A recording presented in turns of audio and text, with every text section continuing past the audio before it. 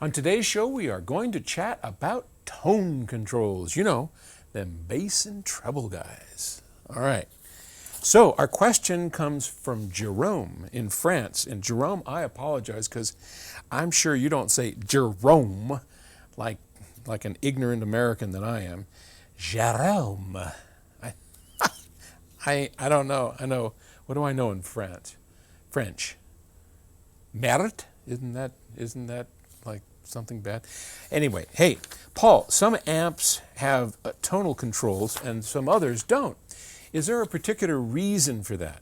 To my ears, my 20-year-old amp sounds bad when I bypass this control, so it makes me nervous thinking of a new amp without bass and treble management. Thank you for your time.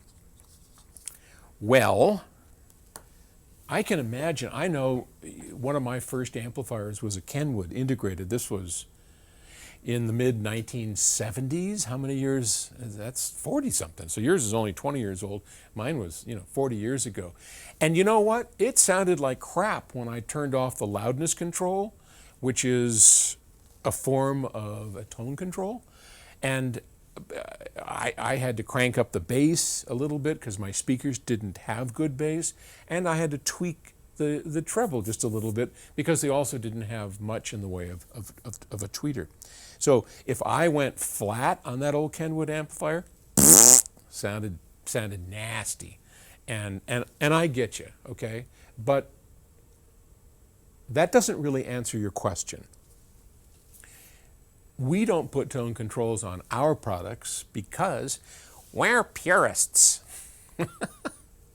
we are. I know, I laugh. So, you know what? Sometimes you have to laugh at yourself. You have to go, that's, I don't know. I don't know what it is, but sometimes you have to laugh. But in fact, we are purists, and we're trying to achieve a certain level of sound quality. And the average tone control is injurious to the sound. It adds phase shift.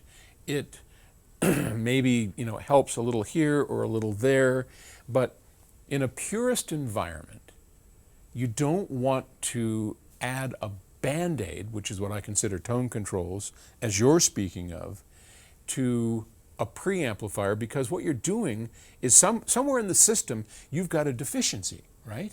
So let's say that your system sounds better with the bass control cranked up a little bit. Well, you'd be much better off if purity is what you're looking for, and this is the purpose of it, right? You'd be much better off fixing that bass problem. Why does the system have low bass? Is it your speakers? Do you need to add a subwoofer? I mean, why do you have a lack of highs? Why do you have a lack of bass? Why do you need a tone control? Now, some people would love to have tone controls on a per cut basis, because there you can have a really crappy sounding CD or vinyl, and maybe you could tweak it up and tune it and make that sucker sound pretty good, but then the next track is going to sound awful. We had often talked about a DSP device that would be specific to a cut, so you could actually adjust and tweak it so that cut sounds perfect, and then the next time you play it through a server, it would say, oh, I know that cut, and I'm going to adjust everything to that cut for a custom sound. And that would be kind of a cool product. Sounds like a pain in the ass to set it up, but it would be a cool product. That's not what you're referring to.